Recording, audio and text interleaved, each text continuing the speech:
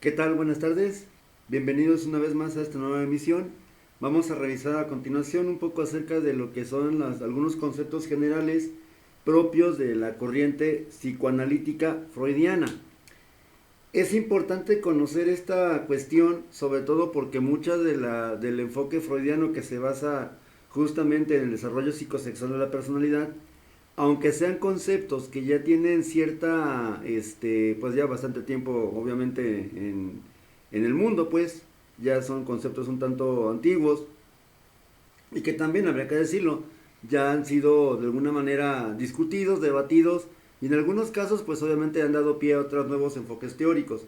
Sin embargo, la importancia del psicoanálisis como de unas primeras corrientes psicológicas que utilizó el término inconsciente para justamente definir aquello que pasa en nuestra conciencia, en nuestra mente, sin que nos demos cuenta, pues es importante para determinar justamente también algunas motivaciones que a lo mejor permanecen ocultas a la conciencia, pero que sin embargo suelen ejercer un efecto muy poderoso pues en la conducta de la persona. En ese sentido, entonces, tendremos que decir lo siguiente: la corriente psicoanalítica prácticamente considera la conducta del ser humano como resultado de un conflicto entre fuerzas internas e inconscientes. Estas fuerzas internas e inconscientes pues son justamente las que van a determinar en mayor o menor medida la conducta exterior de la persona, en este caso puede ser de un niño, puede ser un adulto, etcétera. ¿Sí? Dentro de estas fuerzas inconscientes, Freud le dedica bastante tiempo a justamente intentar explicar estas fuerzas inconscientes en términos que conocemos actualmente como instintos. Esas representaciones mentales justamente de estímulos internos de origen biológico que son las que van a propiciar una conducta o que van a orientar pues la conducta. Si partimos un poco antes de continuar con esto, si partimos un poco considerando pues el enfoque de la motivación, o sea, lo que son teorías clásicas de la motivación, pues la teoría de la pulsión psicológica justamente la podemos encontrar en este marco psicoanalítico. Esta teoría, pues justamente era básicamente lo que proponía Freud. La conducta motivada, pues generalmente se origina por motivaciones que permanecen inconscientes, pero sobre todo aquellas que son de origen biológico, son las que finalmente van a hacer que la persona haga o no haga algo, ¿sí? Sobre todo cuando estas motivaciones fisiológicas que vienen desde el interior y que por definición son de origen biológico, no se pueden manejar adecuadamente, va a llegar un punto en que a lo mejor se van a postergar, pero paulatinamente el hecho de que se posterguen no quiere decir que dejen de existir, simplemente están acumulando, metafóricamente hablando, energía para que en un momento dado pues surjan al exterior ya en forma de conducta a través de una sensación displacentera, ¿sí? Esta sensación displacentera pues va a ser justamente la que origina la conducta externa. Bien, esa es una parte importante del psicoanálisis, la cuestión de los instintos. Freud hablaba de la clasificación de los instintos, entendiendo como dos cosas diferentes. Uno, aquello que nos impulsa a vivir, y otro, que nos impulsa a morir. En este caso, el instinto de vida, o eros también, se supone que aquí podemos agrupar todas aquellas necesidades o todos aquellos impulsos biológicos, por definición, que tienden a generar un estado placentero en el sujeto. O sea, todo aquello que me redunda a mí en placer, podríamos decir que pertenece a los instintos de vida. Pero también Freud, como buen conocedor, buen observador sobre todo del comportamiento humano, en los años finales de su existencia, pues se dedicó también a proponer de manera teórica la existencia de un segundo impulso, que en este caso, o instinto, que se llama tánatos o impulso de muerte, instinto de muerte. Sobre todo dándose cuenta que era principios de la Segunda Guerra Mundial, ya había vivido Freud en carne propia, pues lo que era la Primera Guerra Mundial.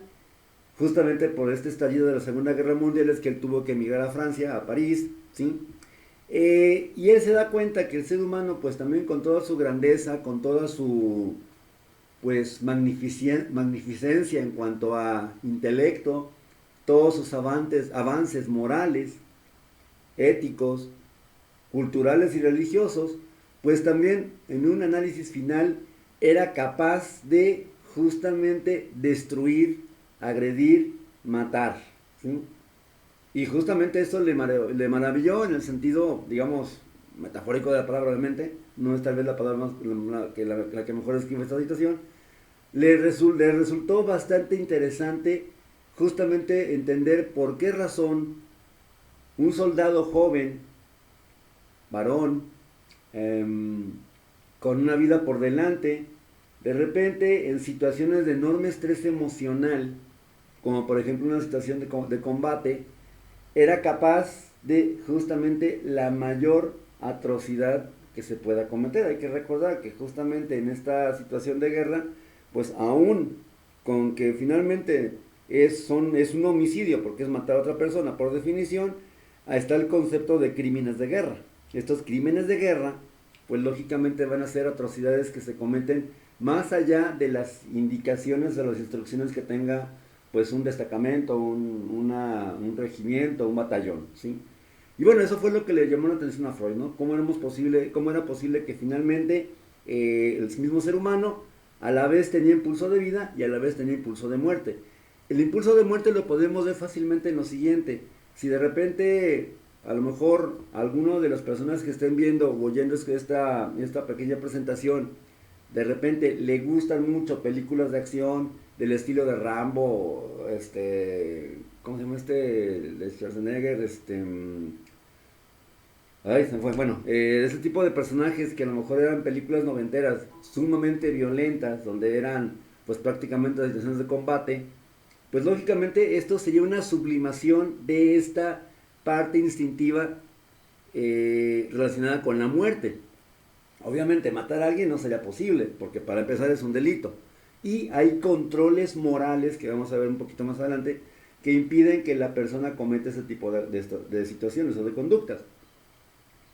Pero nada me impide, de repente, ir al cine, a ver una película de guerra, todavía más, a lo mejor una película de terror del género gore, donde pues hay más sangre que historia, donde de repente pues son masacres pues bastante violentas, bastante pues un tanto eh, explícitas, ¿sí? Esto también forma parte de los instintos, del instinto de muerte. También tendríamos, y ya para un ejemplo final, pues el hecho de a lo mejor que el sujeto le gusten los toros, le gusten las peleas de gallos, donde finalmente pues a lo que se va, aunque haya personas que digan que no es así al 100%, pues finalmente se va a ver un combate, una batalla, ¿sí? Entre una lucha por la vida entre un animal y un ser humano en el caso del toreo, y entre los animales en el caso de las peleas de gallos o peleas de perros también. Entonces finalmente pues ahí está la situación, está un ejemplo más de lo que son los impulsos de muerte y de vida. Ahora, otro concepto que también tiene que ver con la terminología freudiana y que lamentablemente está como que demasiado sobrevalorado o demasiado a veces mal enfocado es el término de líbido. Pues de hecho tenemos muchas veces pues este término de libidinoso y lo asociamos generalmente a lo que es la sexualidad y más en concreto la genitalidad, es decir, la relación coital exclusivamente hablando. Para Freud esto no era así. La libido finalmente era una energía pulsional, una energía instintiva que justamente impulsaba al ser humano a buscar pensamientos, conductas, situaciones que le redundaran un placer. Esa es en realidad la libido. No propiamente, como está en el ejemplo de la imagen, no propiamente que sea exclusivamente una cuestión de solamente sexo, ¿sí? Ciertamente el sexo tal vez es uno de los elementos que tal vez le generan mayor gratificación, mayor placer al ser humano, pero no exclusivamente. De ahí que, por ejemplo, podríamos bien decir lo siguiente: una persona que se está comiendo una manzana imagínensela, jugosa, verde o roja, pues según el tipo de manzana que sea, así bien grande, bien jugosa, muy dulce, y a lo mejor puede ser que la persona le esté disfrutando en comérsela. Pues justamente este acto de comerse esa manzana estaría predeterminado justamente a través de lo que es la libido, ¿sí? Y obviamente comerse una manzana no tiene nada que ver con la genitalidad o con lo coital. Lamentablemente, insisto, es un término que se ha vuelto pues muy tergiversado en ese sentido. Otro punto importante que en este caso que sí tiene un poco más de aplicación a lo que es en la parte pedagógica, en la parte de psicología educativa, por ejemplo, y de desarrollo, lógicamente, es la catexia. La catexia es un término freudiano que justamente describe el proceso a través del cual se deposita esa libido en una persona o en un objeto. Más adelante vamos a revisar justamente lo que significa esta cuestión del objeto de transición, por ejemplo, y esta etapa de lo que es el complejo de Edipo, y este depositar energía psicosexual, o sea, líbido, en un objeto, una persona. Bueno, tal vez todos nosotros tengamos ahí en nuestro baúl de los recuerdos, pues así en nuestras cosas, tal vez, algún objeto que no queremos tirar o destruir porque tiene una fuerte carga emocional, ¿sí? No sé, tal vez a lo mejor se me ocurre unos aretes, un reloj, una pulsera, un collar, alguna pieza de ropa, de repente algún cuaderno que tenga alguna nota, de repente alguna fotografía, etcétera.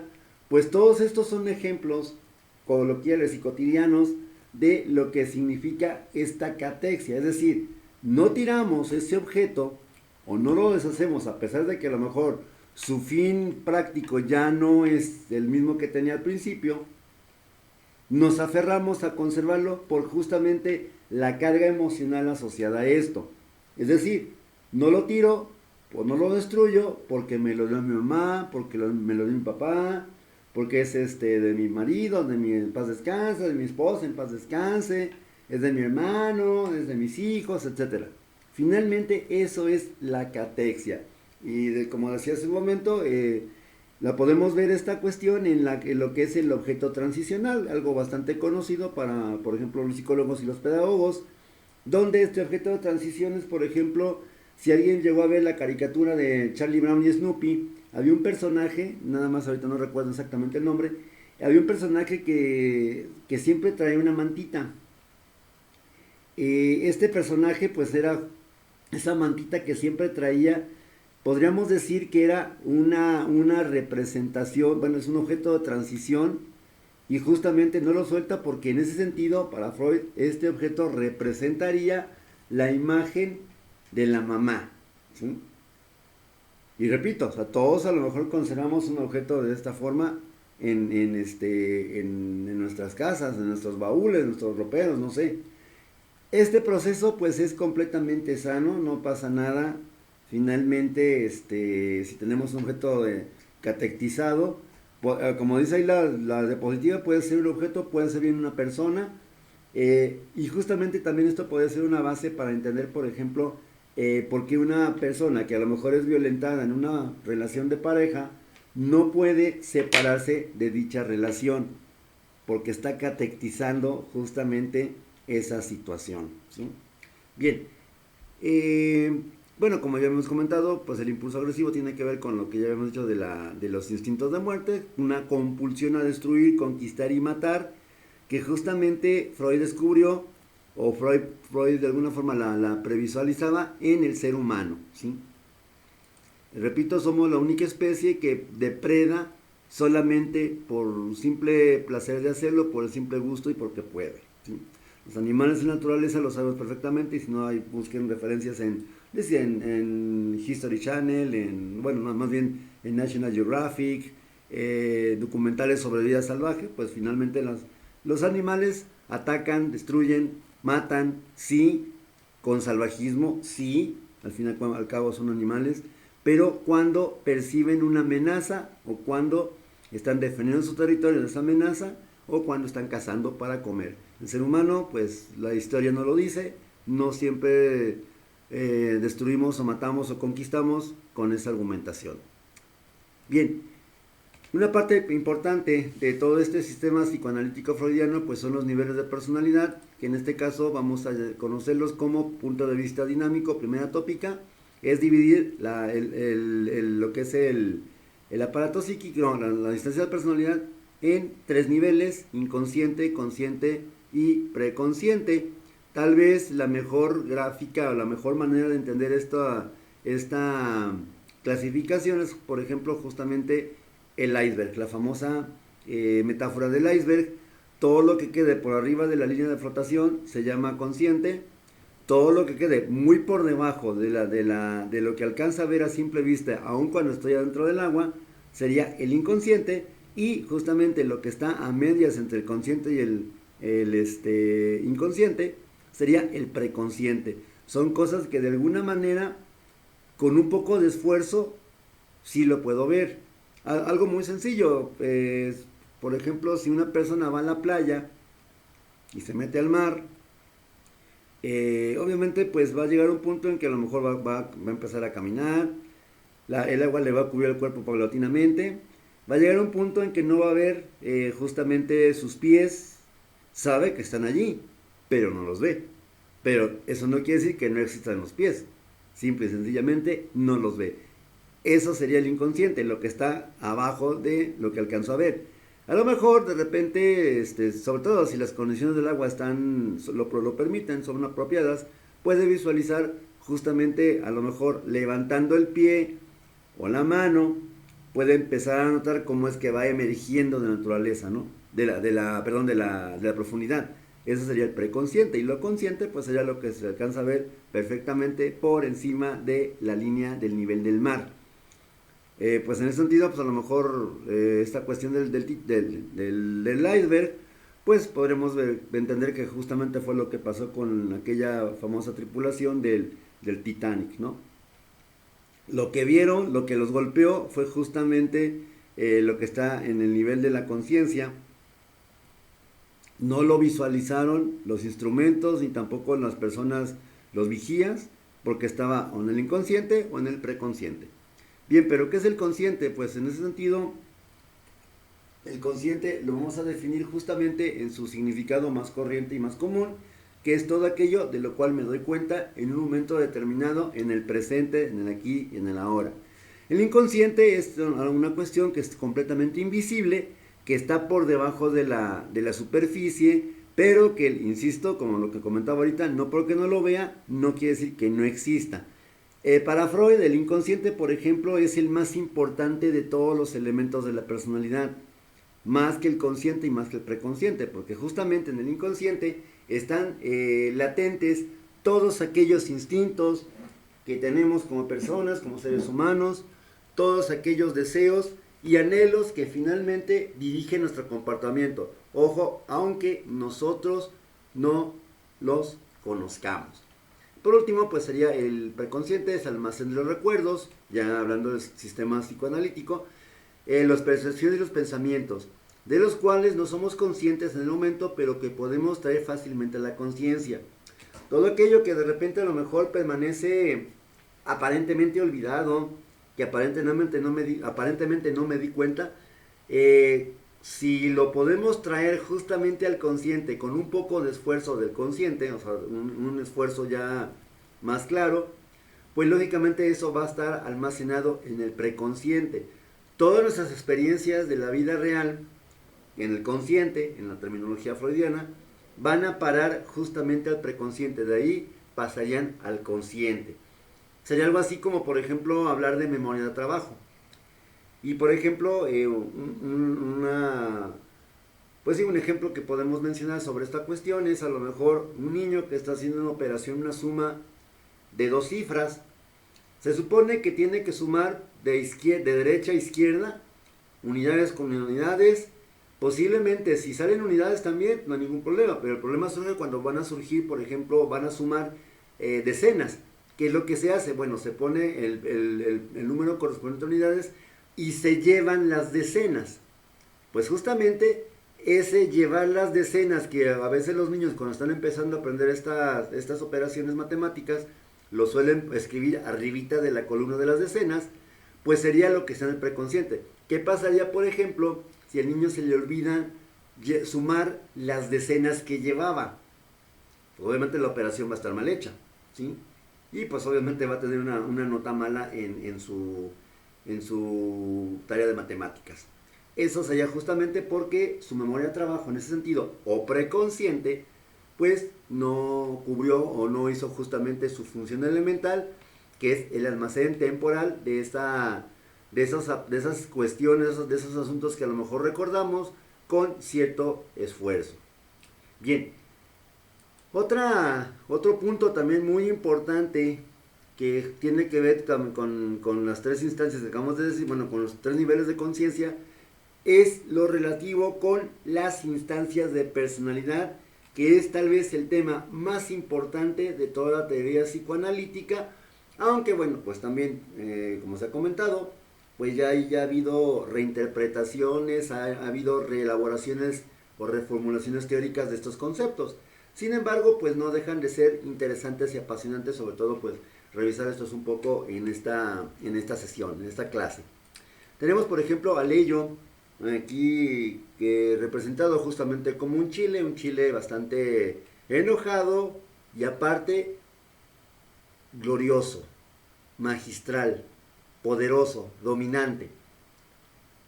Esa tal vez sería de las mejores palabras para escribir justamente al ello, oír en la terminología original alemana. El ello es justamente aquel aspecto de nuestra personalidad que va a actuar como un aliado de los instintos.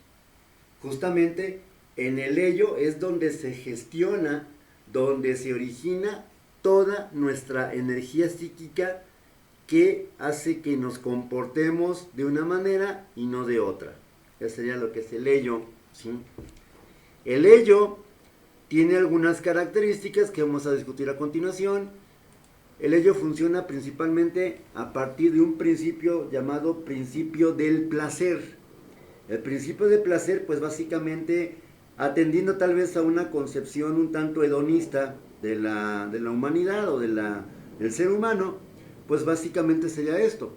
El principio que dice que el ello opera para evitar el dolor y aumentar el placer al máximo. Es decir, el ser humano, justamente motivado por este principio de placer, tiende a buscar todo aquello que le genere un beneficio y tiende a evitar todo aquello que le redunde en por ejemplo, en algo negativo, en algún dolor o un sufrimiento. Es decir, evitamos el dolor y buscamos de manera activa justamente el incremento de nuestro placer. Repito, la palabra placer no debe de ser automáticamente asociada a lo que es la parte sexual nada más. Repito, como está en el ejemplo en la foto del video, que parece que la niña se la está comiendo, la muchacha se está comiendo la flor, vamos pensando que la está oliendo, En realidad ya no había dado cuenta de eso, parece que se la está comiendo, pero bueno, vamos pensando que está olfateando la flor. Pues eso es justamente buscar el placer, ¿sí? Repito, no tiene que ser por fuerzas un placer sexual en el sentido estricto. Después, otro concepto que también es importante dentro de la terminología freudiana es que el ello funciona a través de un proceso que se llama proceso primario de pensamiento, que en ese sentido, para poderlo entender mejor, quienes tengan a lo mejor, o quien tenga hermanitos, hijos pequeños, primitos, sobrinitos, y de repente les haya tocado cuidarlos y hayan cometido el error garrafal de su vida de llevar al niño a una tienda departamental, bueno, en medida que se pueda entrar por la pandemia, de repente cometer la imprudencia de pasar por donde está el área de juguetes o que el niño alcanza a percibir que están cercas, pues sabrá que justamente esa situación puede detonar tal vez uno de los aspectos más difíciles de manejar por psicólogos, pedagogos y principalmente por padres y madres de familia, el berrinche, ¿sí? Cuando un niño está haciendo un berrinche, básicamente es porque él quiere él necesita ese objeto que vio, tradicionalmente un juguete, para satisfacer su instinto de placer, ¿sí? Ese eros. Lo quiere, ¿por qué? Porque lo quiere simplemente, ¿no? Aquí no entra la razón de que de repente es que ya tienes muchos iguales, es que está muy chiquito, es que está muy caro, es que no traigo dinero, que es una de las digamos, alegatos que recurrentemente los padres implementan, es que no traigo dinero, ¿sí?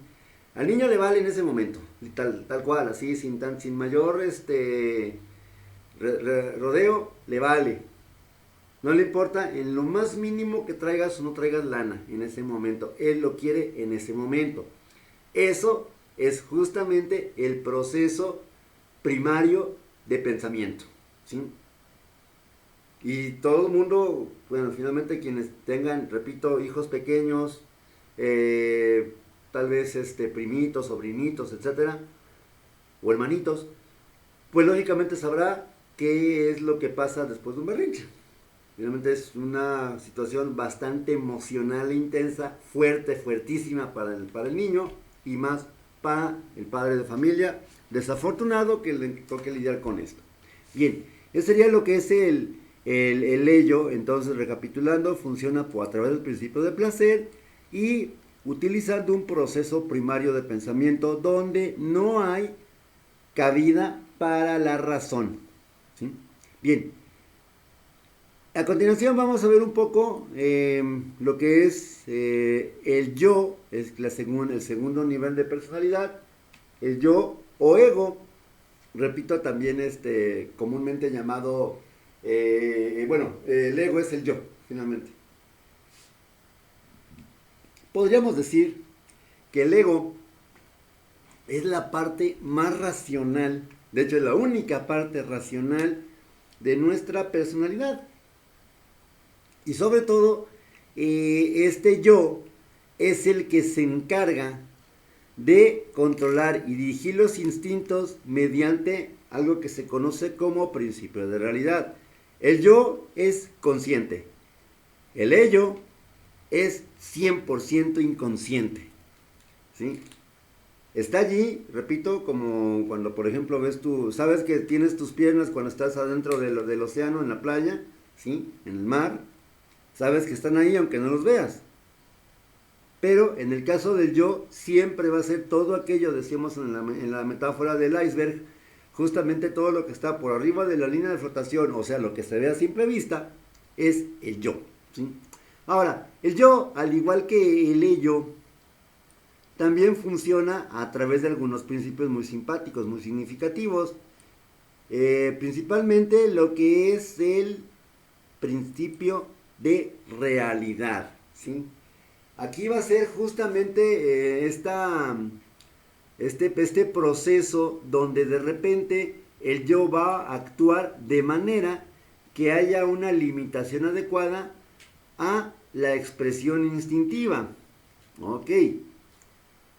Que un niño de 10 años, 11 años, pues 12 años, bueno, también nos pueden hacer, aunque ya es menos frecuente, que un niño de hecho podemos hacer un berrinche a cualquier edad, pero por ejemplo, que un niño de 12 años, que a lo mejor se aferre a que le compren algo, y de repente, pues llore desconsoladamente, así, furibundo, porque no le han dado o no se lo pueden comprar, pues obviamente no es algo que esté como, por ejemplo, muy, muy bien que digamos ese niño. Pero se esperaría que ese niño, ok, ¿sabes qué? Bueno, mira, a ver, espérate. No te lo puedo comprar, aquí sí vale aquella explicación de siempre, no traigo dinero, entiende que nada más venimos a comprar lo que es pues no sé, la despensa del día o el mandado que nos encargaron en la casa, todavía falta mucho para la quincena y no hay dinero ahorita. Si el niño entiende, justamente esta razón está operando bajo el principio de realidad, ¿sí? Porque entonces, ¿qué es lo que va a pasar? Bueno, está bien, pero me lo compras, ¿eh? Entonces no se te olvide, ahí te encargo. Justamente esto sería operar bajo el principio de realidad. En ese sentido, pues el principio de realidad le impone al ello un freno a esa cuestión instintiva, ¿sí? En ese sentido, aunque bueno, no lo puse en la diapositiva, no sé por qué, se me fue, una disculpa por ello, se supone que si en este caso el ello opera bajo el proceso primario de pensamiento, el yo va a actuar bajo un proceso secundario de pensamiento. ¿Y qué es lo que entra en el proceso secundario de pensamiento? Pues ya no nada más necesidades fisiológicas, sino también actividad nerviosa superior, como por ejemplo inteligencia, lógica, razonamiento, voluntad, etcétera, etcétera. Sensación, percepción, memoria, etcétera. Que no es otra cosa más que los famosos procesos psicológicos superiores. Eso es lo que caracteriza, repito, justamente a la forma de trabajar de el yo, a través del consciente, ¿sí? El niño entonces ya puede entrar en razón y ya puede lógicamente pues ordenar bueno, a lo mejor ordenar prioridades, bueno, está bien, pues es que, o puede ser que, ok, bueno, mira, es que sí traigo dinero, pero es que necesito comprarte zapatos, no sé, útiles, ropa, qué sé yo, o tal o cual medicina, y pues nada más traigo eso, o sea, no te puedo comprar lo que tú quieres. Si el niño logra entender esta razón, está operando bajo el principio de realidad y aparte está utilizando justamente una función psicológica superior que se llamaría juicio. Juicio social también, que está fundamentado también justamente en la interacción con los demás. La tercera instancia de personalidad, o la tercera parte del aparato psíquico, va a ser lo que se conoce comúnmente como superyo. El superyo lo podemos, o superego también es otra forma de decirle, ¿no? En el caso del superego, justamente, o superyo, que a mí me gusta más el término a veces alemán, el superego, en el caso del superyo, no crean que es Superman, no, nada de eso, aquí no entra Superman. El superyo de repente va a ser un componente que se forma a posteriori, que es un proceso que se forma a posteriori después del nacimiento del niño. Es decir, al momento del nacer, el niño nace con su inconsciente, sus instintos, sus pulsiones, que las que tenga, y como sean. Obviamente, la relación con la madre y con los padres, y por eso es muy importante, y esto lo remarcó mucho Freud, la relación que sostiene con la madre es fundamental para lograr una sana adaptación psicológica, ¿sí? Pero justamente después de esa convivencia con la madre, pues también después esa convivencia con la madre va a hacerse extensiva o más grande y se va a involucrar, por ejemplo, al otro padre, bueno, en este caso al padre varón, a la familia, cuidadores, etcétera. Y estos justamente son los digamos, artífices, los constructores de lo que es el sistema de valores y normas que tiene la persona. Eso es el superyo, ¿sí?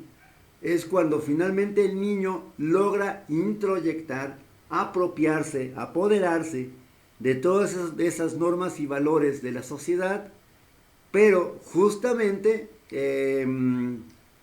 digamos, orquestado todo esto por la interacción con otros miembros de la familia.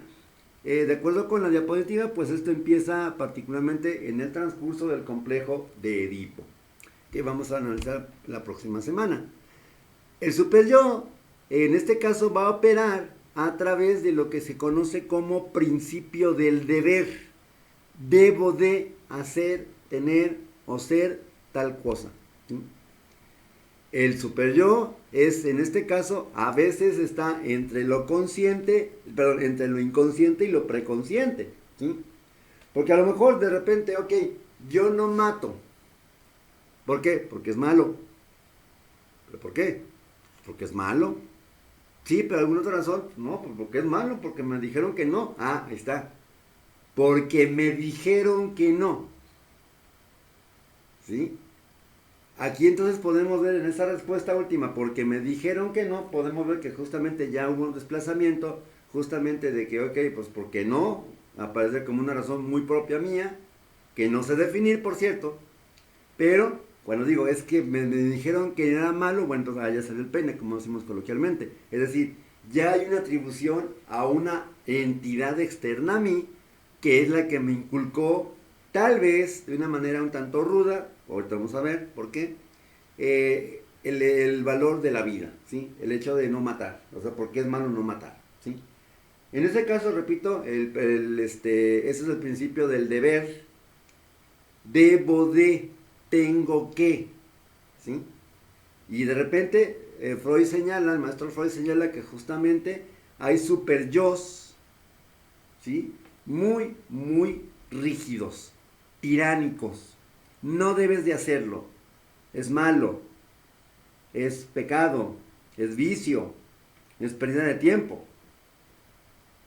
Pero resulta que a lo mejor el sujeto entra en una, pues, ¿cómo decirlo? En una situación de conflicto, justamente entre que acá hay bueno, es que, pues sí, pero es que yo tengo mis necesidades fisiológicas, tengo, pues no sé, ganas, vamos a decirlo así tal cual, tengo ganas de tener sexo con alguien, pero pues no, eso es malo, es pecaminoso, eso es sucio.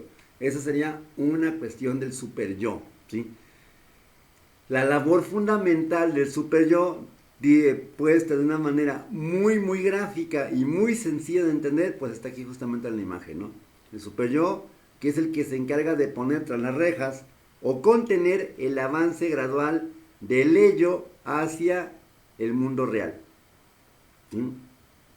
Esto es muy importante entenderlo porque funcionalmente en la próxima semana que analicemos con un poco más de calma lo que es la neurosis, los mecanismos de defensa, etcétera, y lo que es la parte de las etapas psicosexuales, le vamos a entender un poquito mejor. Bueno, en este caso, repito, el yo funciona con un principio de realidad, perdón, del deber, y pues a través también, aparte de esto, por dos cuestiones sumamente diferenciadas. Algo que llamamos conciencia. Tal vez aquí a lo mejor faltó ponerle conciencia moral. La conciencia moral, y justamente aquí tenemos la representación tal vez más clásica de todas. Este es el yo, el ego, el super yo, el angelito, y el diablito sería el ello, ¿sí? Pero la conciencia moral se va a componer justamente como elemento del super yo por todas aquellas conductas por las cuales fuimos en un momento dado castigados cuando éramos niños. Ponía el ejemplo hace rato, ¿no? Matar es malo, ¿por qué? Porque el día que maté por error, no sé, al gato, que de repente, pues yo no sabía que los gatos se explotan si les doy un Alka-Seltzer, pues de repente yo no sabía y pues le di a mi sifus, le di Alka-Seltzer y pues el pobre gato pues estalló. De repente, y a lo mejor me reí, digo, pobre gato, ¿no? Pero me reí. Ojo, no lo hagan en casa. En ese sentido, a lo mejor, justamente después de eso, pues mis padres me dieron la regañada más épica, más colosal de toda mi corta existencia. Me castigaron severamente, ¿sí? Es más, hasta me dejaron de hablar tal vez, ¿sí? La cuestión va a ser que esto en el futuro va a ser que yo defienda capa y espada justamente la vida, pero no, sin saber pues exactamente por qué. Hasta que, otra vez, pues ya hacemos como un análisis ya más claro de las motivaciones. Es que quién te dijo, por qué sacaste, de dónde oíste esta cuestión de repente que la vida tiene que ser defenderse pues siempre a capa y espada, tiene que respetarse. No, pues es que a lo mejor cuando era niño pues hice esta vagancia con el gato y pues se murió el pobre gato, ¿no? ¿Sí? Bien, esa es la conciencia moral. Y el otro componente, y con esto terminamos esta presentación, sería el yo ideal. En este caso el yo ideal es todas las conductas morales o ideales que nos transmiten nuestros padres, que también nos indican que son las apropiadas, las adecuadas para una persona de mi edad y de mi género, ¿sí? Es el yo ideal. Y también, obviamente, pues como dice la diapositiva, es todos aquellos ideales por los cuales yo debería de luchar. Si yo quiero tener éxito, un chorro de lana, quiero ser una persona exitosa, con mucha fama, posiblemente yo esté justamente haciendo esto o deseando esto, porque a lo mejor mis padres, de alguna manera, me destacaron la importancia de esto. Ojo, eso es importante considerarlo. Mis padres me destacaron la importancia de esto. O sea, originalmente yo no lo quería, pero porque ellos querían, pues ahora lo tengo que hacer. Ese es el yo ideal. A veces justamente en esta parte, ya para terminar esta pequeña, esta aportación del día de hoy, justamente el problema aquí va a ser que lamentablemente el sujeto actúa predeterminado por ciertas instrucciones que han sido interiorizadas de manera inconsciente. Es que me dijeron que, pero no lo puedo ver yo así, sino lo veo como es que yo tengo que ser exitoso, ¿no? ¿Y cuántas veces nos hemos encontrado personas que de repente sí se frustran enormemente cuando, por ejemplo, se les pone una calificación pues de 9.5, porque ellas son de 10, ¿sí? Y como son de 10, no pueden tolerarse una, una calificación tan baja de 9.5 porque no está a su estándar, ¿sí? Digo, de repente en los tiempos, bueno, en el personal de repente ya, como decíamos antes, ya 6 es ya buena calificación, ya lo demás es vanidad, ¿no? Con que pase 6 con 6 ya con eso es suficiente, ¿no? Ojo, esto pues no es una cuestión, es una cuestión personal, una cuestión pues de ejemplo solamente. Bueno, pues espero que estas pequeñas ideas que he compartido sobre el psicoanálisis, pues nos sirvan para entender un poquito más de qué trata este enfoque originalmente fundado por Sigmund Freud. Pues por mi parte es todo, les agradezco su atención y pues cualquier duda o comentario a través de correo electrónico o comentarios del video o redes sociales. Nos vemos la próxima semana.